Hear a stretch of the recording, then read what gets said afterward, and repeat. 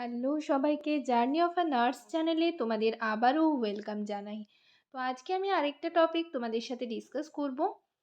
তোমরা রিকোয়েস্ট করেছিলে পুলিশ ভেরিফিকেশনের ফর্মটা নিয়ে ডিসকাস করতে, এবং পুলিশ ভেরিফিকেশনের সম্পর্কেও তোমরা অনেকেই অনেক কিছু জানতে চেয়েছো। তো আজকের ভিডিওতে সমস্ত প্রশ্নের উত্তর পেয়ে যাবে। যদি ভিডিওটা ইনফরমেটিভ বা হেল্পফুল বলে মনে হয়, অবশ্যই ভিডিওটাতে লাইক এবং শেয়ার করবে, আর চ্যানেলটিকে অবশ্যই সাবস্ক্রাইব করে রাখবে নার্সিং রিলেটেড নতুন নতুন আপডেট এবং অথেন্টিক সব ইনফরমেশন সবার আগে পাওয়ার জন্য। তো চলো দেরি না করে ভিডিওটা শুরু করা যাক।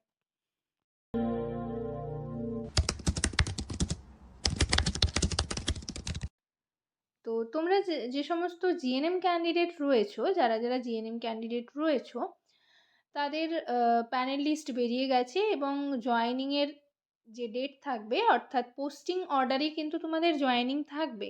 তো সেখানে সমস্ত যে টেস্টগুলোর কথা আমি আগের ভিডিওতে বলেছিলাম যে এই টেস্টগুলো তোমাদের করাতে হবে, তো সেখানে আমি অনেকের অনেক কোয়ারিজ দেখলাম, অনেক কমেন্টে অনেকে লিখেছো যে দিদি প্রাইভেট থেকে করালে হবে কি না টেস্টগুলো। তো তোমাদের হাতে মোটামুটি 10 থেকে 12 দিনের মতো টাইম থাকবে। তারই মধ্যে সমস্ত কিছু টেস্ট করিয়ে ফিট সার্টিফিকেট তোমাদের কিন্তু নিতে হবে।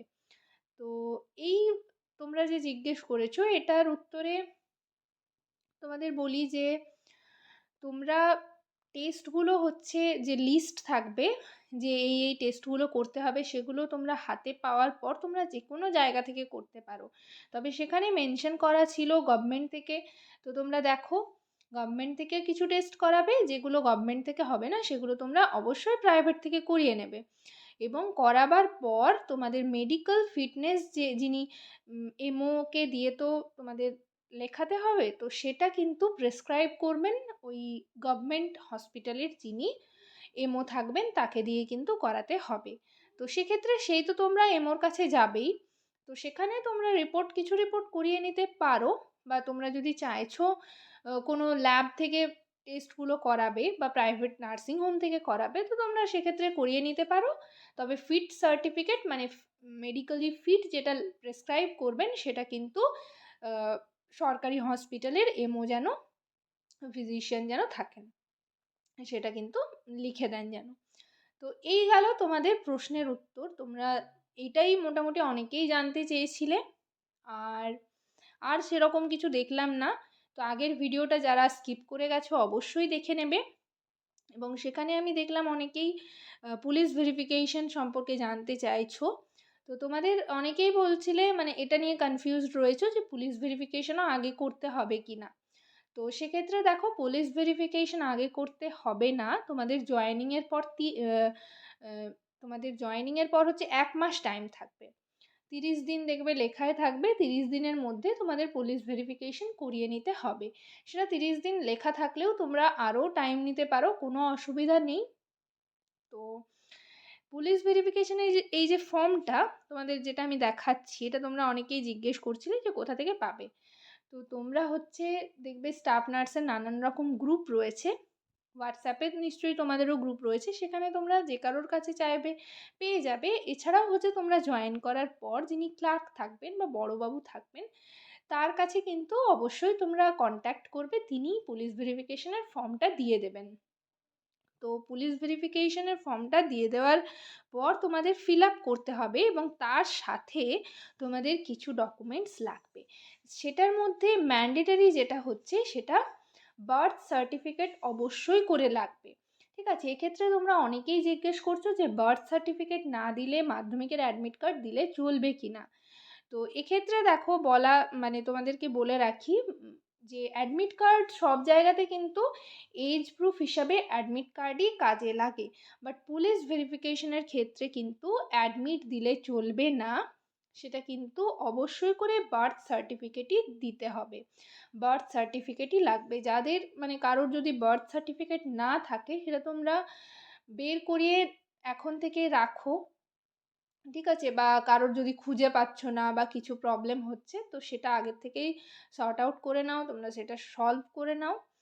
তো তোমাদের বার্থ সার্টিফিকেট অবশ্যই করে কিন্তু লাগবে। তো ফর্মটা ফিল আপ করার আগে তোমাদের কি কি ডকুমেন্টস লাগবে সেগুলো তোমরা জেনে রাখো। তো দেখো, প্রথমেই তোমাদের বলি, পুলিশ ভেরিফিকেশনের জন্য অবশ্যই করে প্রধানের কাছ থেকে একটা রেসিডেন্সিয়াল সার্টিফিকেট লাগবে। রেসিডেন্সিয়াল সার্টিফিকেট যেটাতে প্রধানের সাইন থাকবে, মেমো নাম্বার থাকবে, ঠিক আছে, এই সবগুলো মেনশন করা থাকবে।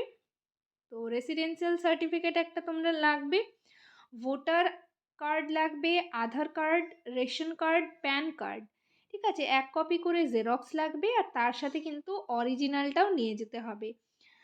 আর আর কি কি লাগবে, বার্থ সার্টিফিকেটের জেরক্স তোমাদের বললামই, বার্থ সার্টিফিকেটের জেরক্স লাগবে, তার সাথে অরিজিনালটাও লাগবে, মাধ্যমিকের অ্যাডমিট মার্কশিট সার্টিফিকেট সমস্ত কিছু লাগবে, এইচএসেরও অ্যাডমিট মার্কশিট সার্টিফিকেট লাগবে, আর জিএনএমের যে সমস্ত তোমাদের মার্কশিট রয়েছে, তারপর মানে first year, second year, third year, তার সাথে রেজিস্ট্রেশন সার্টিফিকেট, এগুলো কিন্তু 2 কপি করে লাগবে।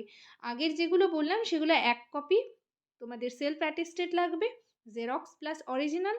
আর জিএনএমের ক্ষেত্রে কিন্তু 2 কপি লাগবে, পুরো first year to third year marksheet, তার সাথে কিন্তু সার্টিফিকেট যেগুলো রয়েছে, আর মানে তোমাদের রেজিস্ট্রেশন সার্টিফিকেট যেটা রয়েছে সেটা লাগবে।